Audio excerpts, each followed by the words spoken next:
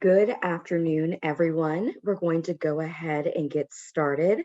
My name is Michelle Nelson, and I am the social media content specialist here at FieldRoutes. Thank you for taking time out of your day to join us for Reasonable Suspicion Part 2, Pathways to Effective Action. Joining us today is Michael Barnes, President of Unique Background Solutions. Before we get started, I'll give you just a little bit of background on him. Michael Barnes' degree in earth sciences from the University of North Carolina at Charlotte initially led him into teaching, where he spent 5 years before joining the family business. That business, now known as Unique Background Solutions, was transformed in 2005 into a full-service employment screening company, specializing in criminal background checks and drug screening. Under Barnes's leadership, Unique Background Solutions works to design screening programs for companies across the country. Welcome back, Michael.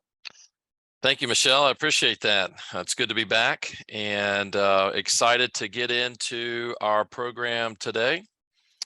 This is part 2 of reasonable suspicion training for drug and alcohol abuse.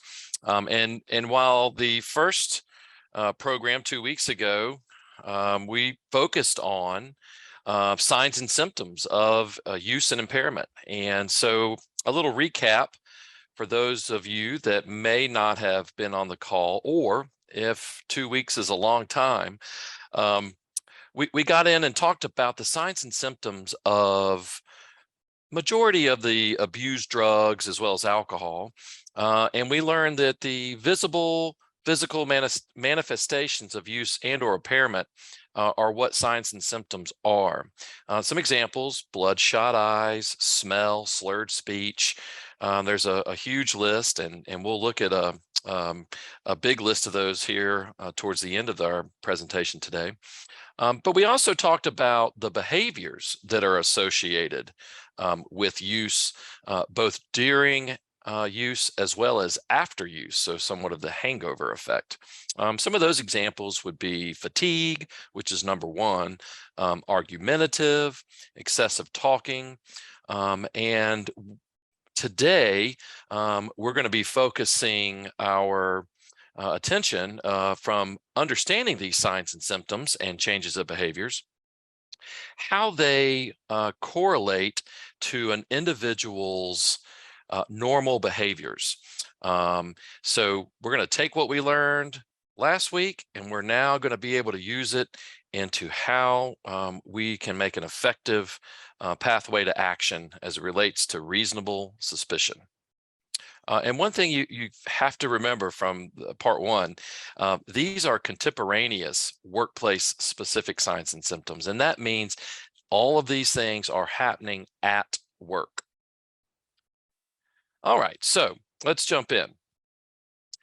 The evaluation process, it's a 6-part process that we're going to get into fairly in-depthly. But who can perform this evaluation? Number 1, you have to be trained, and you are going through this training. You are in part 2. Once you complete this part, if you did complete the first part, then you have been trained on reasonable suspicion.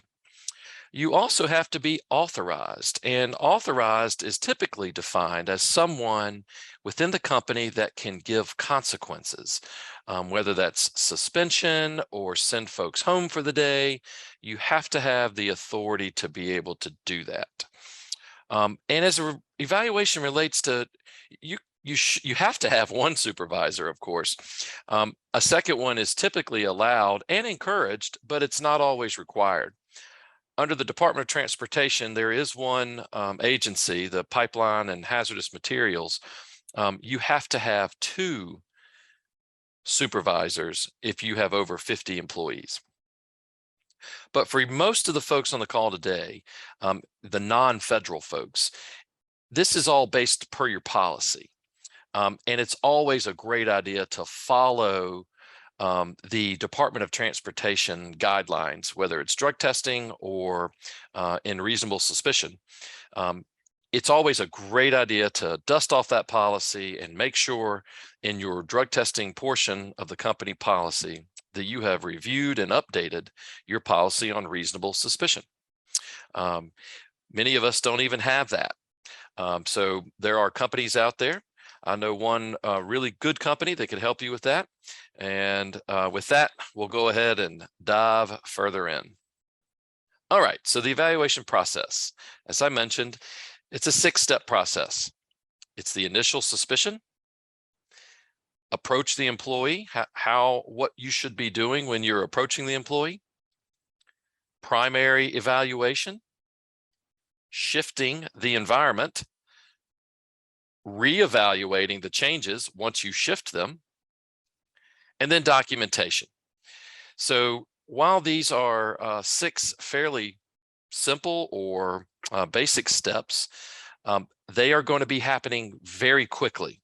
So it's very important to remember, as a supervisor or owner of your business, you have to remain calm, and you have to take this information you learned last week, apply it to what you're learning today, so that you can make a very quick decision to refer someone for a reasonable suspicion test. All right, so initial suspicion. This can really be anything. This can be the hearsay, if you will. You can take any tip, whether it's anonymous or not. It could be an employee may say something to you. An employee may fold up a piece of paper and slide it onto your desk. It could be an anonymous phone call. The initial suspicion is the beginning step. It's the red flag warning, and that sets you into gear.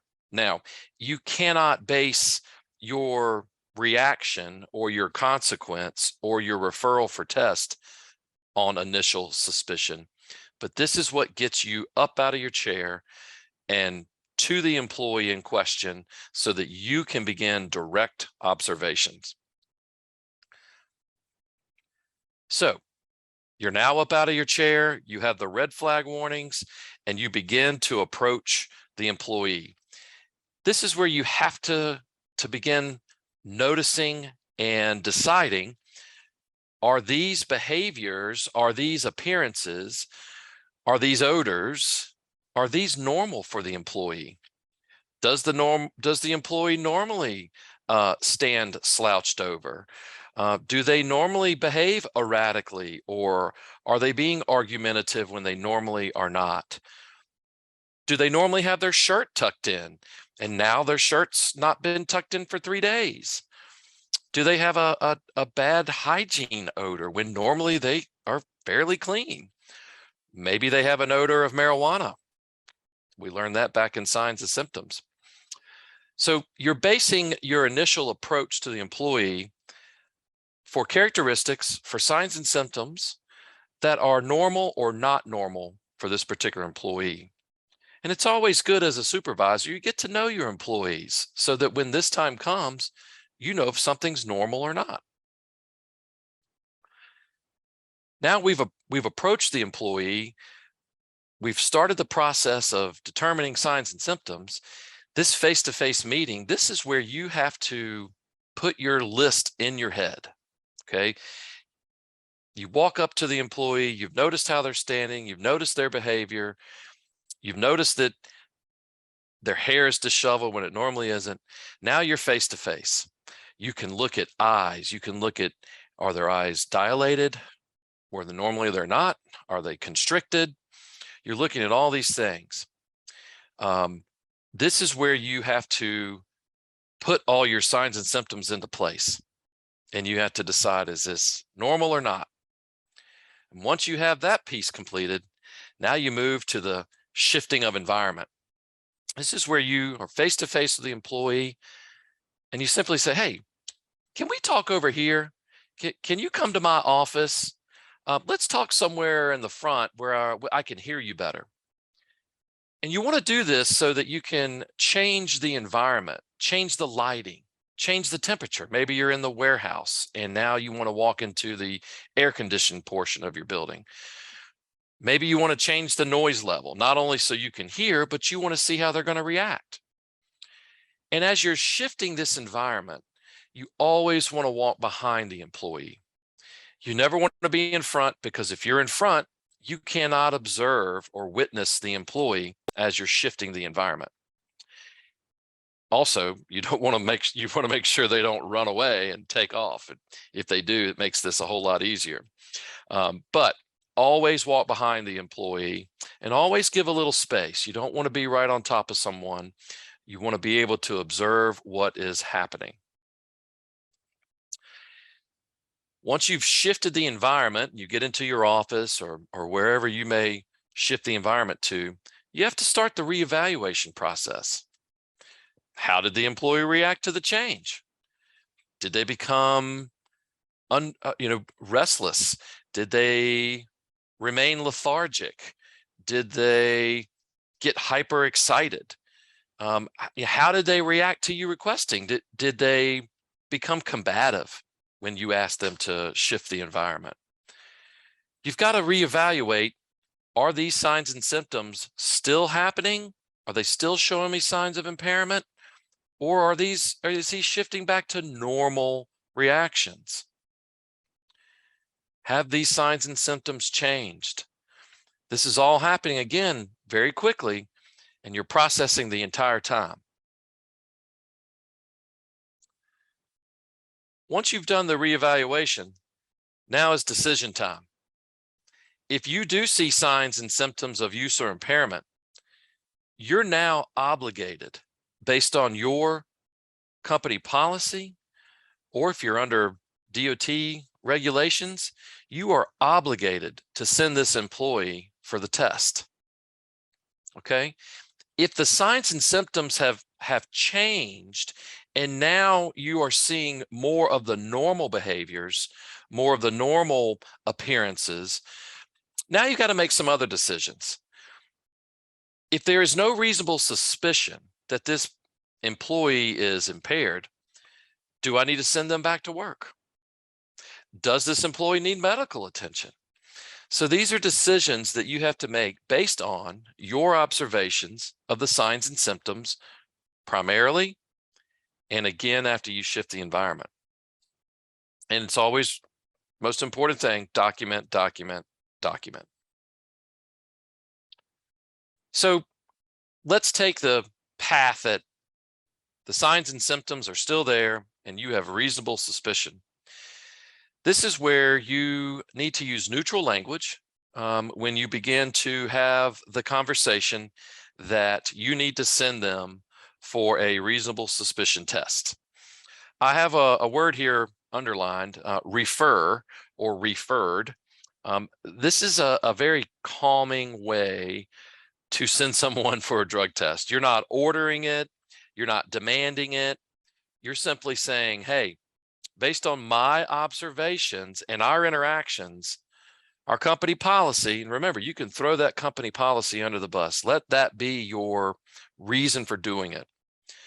Our company policy requires me to refer you for a reasonable suspicion test. If you refer someone, then they get to make the choice. Are they going to go for the test, or are they not going to go for the test? Remember, when you are speaking to an employee that could be, you have reasonable suspicion that they are under the influence of drugs or alcohol, you want to remain calm and you want to remain direct. And I know there's all kinds of scenarios out there. You may have an employee that will begin to cry. You may have an employee that will continue to talk. You may have an employee that will get angry. You must remain calm and use these neutral languages like referred. Okay, this will help save the situation escalating to more combative than you need. So which test do we need to order? Do we need to order alcohol or drug? You know, none of us are doctors. Some of you may be. I don't know all of your backgrounds, but most folks are not doctors that are in this position. So you never want to diagnose whether someone is impaired from alcohol or they're impaired from drugs. You just have to make the determination that they have signs and symptoms of use or of impairment, and now you have to send them for a reasonable suspicion test. So when you do, you always have to order both an alcohol test and a drug test. Okay, so can't just say, well, they're drunk, I'm going to go send them for an alcohol test. You have to send them for both, because you don't know whether it's alcohol or drugs. Okay. Documentation, extremely important, the most important piece of the whole process. And in the next slide, I'm going to show you a checklist. They're great because they will help steer you in the right direction with choosing the right words, description words. But it's only one part of the piece of documentation. You have to include a narrative. You have to type up what you witnessed, what you did, what the reactions of the employees were. You have to provide quotes if at all possible. Typing up and saying, I personally witnessed John walking down the hall. He fell twice. He stumbled 15 times. These narratives help paint the picture more than just a checklist. It all boils down to going to court, having to stand up in front of a judge and say, yes, I have been trained, and here is what I saw. This is what I directly observed. And doing that in a narrative has much more strength behind it. So reasonable suspicion checklist, you can find one of 100, if not 1,000 different types available to you online. This was a quick search that I did. I found this to be a very good one. It lists all the information that you need to put in part 1. And then what I do like about this particular checklist is the observations are broken down, the physical, walking, standing, movements, eyes, face, breath, speech, appearance. So it really breaks it down into detail so that you can properly check the right signs and symptoms that you witnessed. But this is part 1 and part 2. Part 3 should be your narrative that you would want to include along with this checklist. Now, to make this happen, it's got to be quick. As we mentioned earlier, immediacy is the key. You have to evaluate, make the determination, and send the employee for testing all within a matter of minutes. This is not one of those actions that you can sit and think about for a while. You're not able to ponder whether you should do this. This has to happen very quickly. And if your employee delays this or does not immediately comply, then the employee is refusing to test. And we'll dive into refusals in just a second. But it is important to know that you have to make this decision quickly. You cannot wait and mull it over. So refusal, not only when they say, I'm not going for a test, that's certainly a refusal, but a refusal also happens at the collection facility. So I think it's important to note these items as well. So a refusal occurs when an employee fails to appear for any test within a reasonable amount of time. If an employee fails to remain at the testing site until the testing process is complete. As a collector myself, there are different parts and pieces to the collection process. And if the donor does not stay for all of the process until we are completely done, that is a refusal. If the employee fails to provide enough sample, whether it's urine for the drug test or saliva breath for the alcohol test. If they do not produce an adequate amount of sample, or if they decline on taking a second test. A second test would happen if the first sample was out of temperature range. Then a second test would be ordered.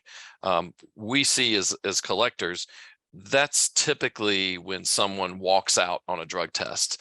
They tried to bring in a specimen, it got cold, or maybe it was too hot. I've had that one happen before. Can't imagine how badly it burned an individual if it's too hot. But that's typically when we see people walk out and refuse, is on the second test. Most important thing to remember is you have to treat a refusal the same as a positive test. So if they refuse, it's treated just the same as a positive. And that you have to refer back to your policy and how you're going to handle positive drug tests for reasonable suspicion. So here are some barriers to effective action in the reasonable suspicion process. You're friends with the person. Maybe it's your cousin. Maybe it's another family member. Maybe it's your best friend or just a good friend. That always presents the number one challenge, especially in small businesses. You know everybody so well, and your interworkings with them as a friend is going to keep you from making the decision. Fear of losing perceived status. Maybe you're a little bit larger company, and while you may not be friends with everyone, you're worried about the fact that someone is going to not respect you anymore because you're forcing people to go take a reasonable suspicion test. Perceived risk of retaliation. You're concerned that if you send somebody for a reasonable suspicion test, when you go out to your car after work, your tires might be slashed, or even worse, when you refer them for the test, they may physically try to attack you.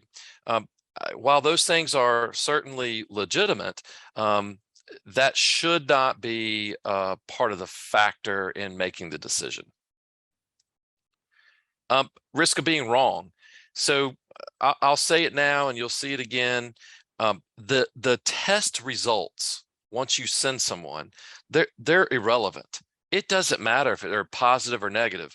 What we're learning now is being able to observe signs and symptoms and understanding that we have to make a decision and we have to send someone because we're obligated based on our company policy to send you.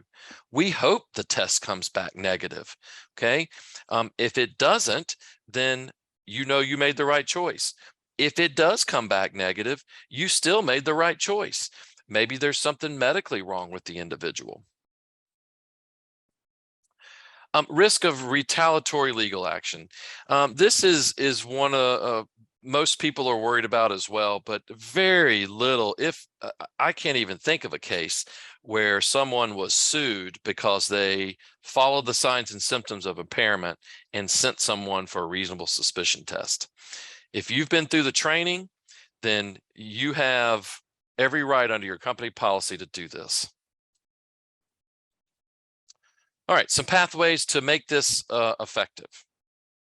Okay, it all starts with your company policy. Please, if you do only one thing after this presentation, break out your company policy, dust it off, and look up the reasonable suspicion portion of your policy under your drug testing policy, and make sure that it is clearly laid out what you need to do in the event of reasonable suspicion. If it's clearly articulated, it's the number one primary defense for an employer. If you're under the Department of Transportation regs, it's the primary defense for an employer. If observations are present, again, you must act. A test must be conducted. You have to send someone. You can't think about it. You have to react and do it. Quick action, no delays. Okay, some things to keep in mind. The outcome of the test is irrelevant. The results of the test are not going to reflect on you. Again, as the supervisor, it is your job, your role to recognize, observe, and react to signs and symptoms of impairment and sending someone for a reasonable suspicion test. Taking no action is the worst action of all. Taking no action can lead to harm for the employee or employees, or worst case scenario, one of your clients. Many of you have clients that are in people's homes. And if someone calls and says, hey, they are acting erratic and I saw them smoking a joint, and you didn't take action to observe them directly yourself, that could lead to harm to the employee or one of your clients. So just remember, immediacy is key. You have the tools to do this. Taking no action is the worst action to take. Questions? Well, we thank you so much, Michael, because you've given us some great information. And I'm thinking that our audience probably does have some questions, actually. So, everyone, if you haven't already done so, go ahead and submit any questions you have for our speaker using the Q&A icon at the bottom of your screen. Michael will answer as many questions as possible in the time that we have left.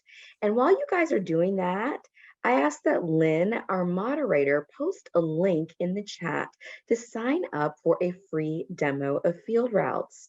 For anyone who is not already a FieldRoutes customer, this is a great opportunity to experience our operations and our marketing suites firsthand.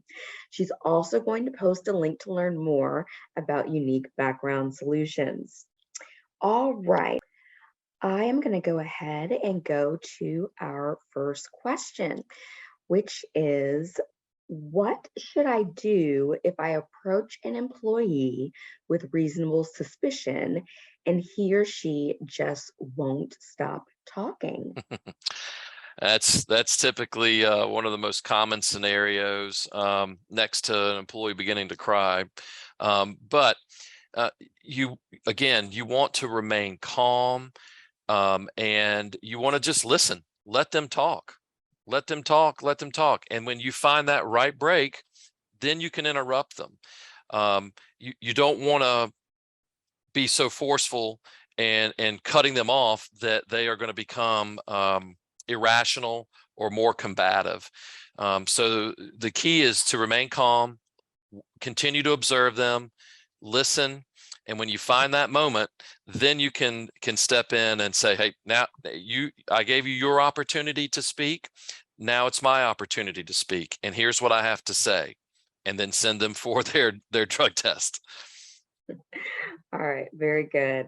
Our next question, are there any additional risks in California or Texas related to reasonable suspicion?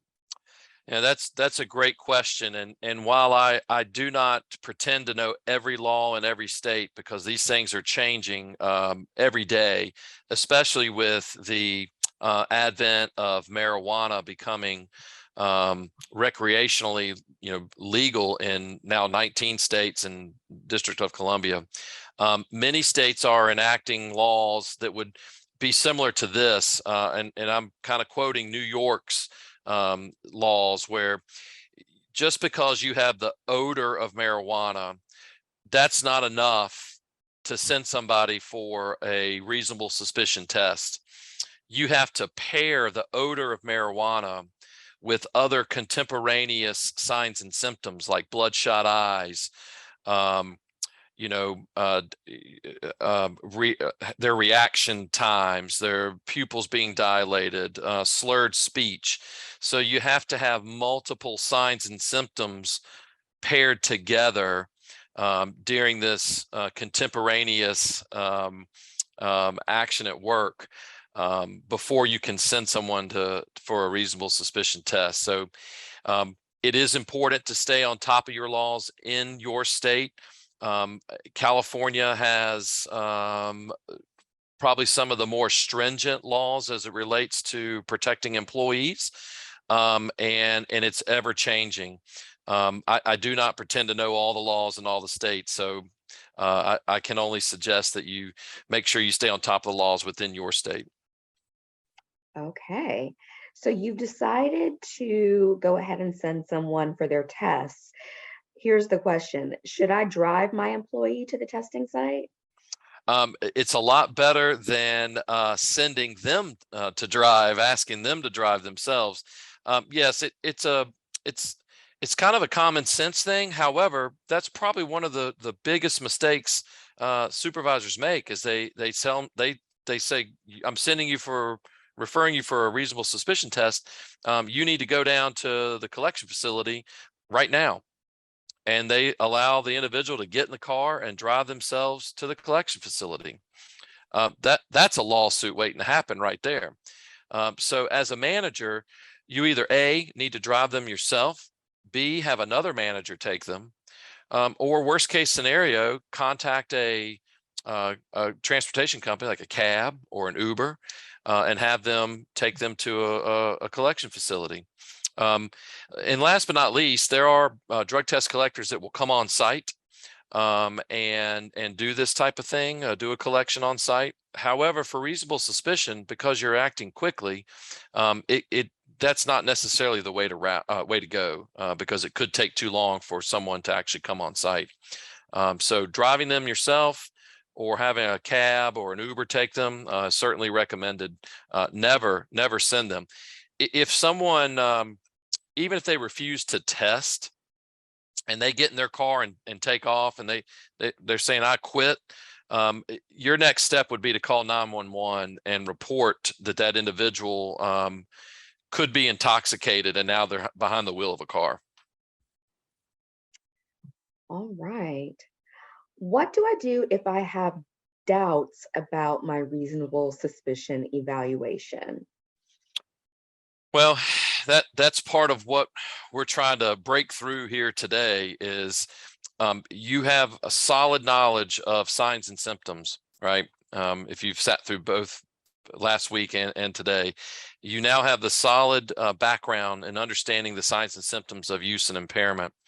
And you now know how to approach, shift the environment, and make your evaluation. So hopefully after today, you won't have doubts. The only reason you would think you have doubts is because you're worried about the results of the drug test. The results of the drug test have nothing to do with the reasonable suspicion process. So just keep in mind, it does not matter what the results of the test are. What matters is you reacted and you have reasonable suspicion that someone is under the influence. We hope it comes back negative, right? We hope it comes back negative. It could be a medical condition. So it's important to understand that the results of the drug test don't matter. And you now have the ability to make a confident decision to send someone for a reasonable suspicion test. Well, all right, that is our presentation for today. We want to thank you again, Michael. We really appreciate you joining us. We want to thank you, all of our attendees, for joining us as well.